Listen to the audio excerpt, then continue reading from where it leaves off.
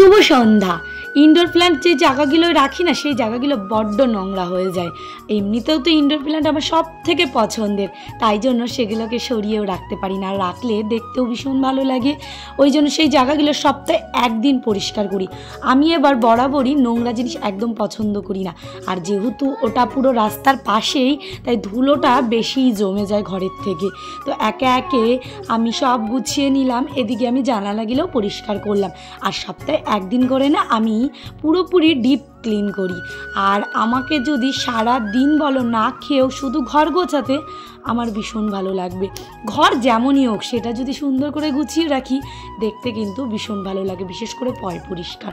এদিক ওদিক যদি ধুলো থাকে, যত সুন্দরই রাজপ্রাসাদ থাকুক, সেটা কিন্তু দেখতে একদমই ভালো লাগবে না।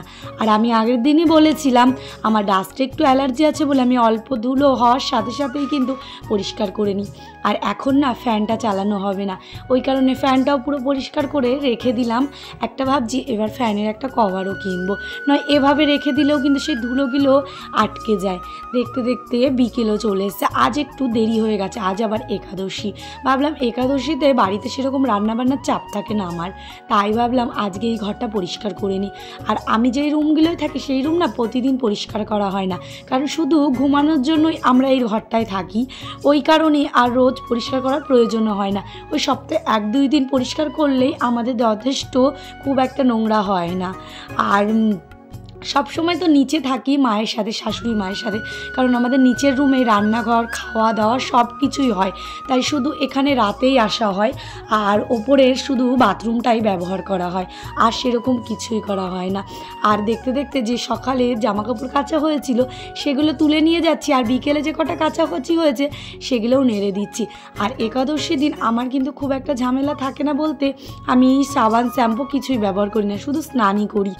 আর দেখতে দেখতে কার্তিক পুজোও চলে এসছে, তাই পুজোর জন্য যোগাযোগ করতে হবে বলে এদিকে ঘরটাও গুছিয়ে নিচ্ছে।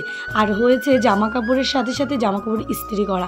আমার আবার ওই জামা কাপড় ফেলে রাখতে একদম ভালো লাগে না, ওই জন্য ভাবলাম জামা কাপড় গুছিয়ে রাখার সাথে সাথে যে কটা আছে সেগুলো আয়রন করে নিই। আমি আজ সকালে বাবানের স্কুলে গেছিলাম, গার্জিয়ান মিটিং ছিল, সেখানে এই শাড়িটা পরে গেছিলাম, তাই ভাবলাম একবার ইস্ত্রি করে রাখি, সামনেই কার্তিক পুজো, বাড়িতে লোকজনও আসবে, কাজের চাপটাও বেশি থাকবে, যতটা কাজ করে হালকা হওয়া থাকে। আমার আবার সব সময় গোছানো গাছানো জিনিসই পছন্দ।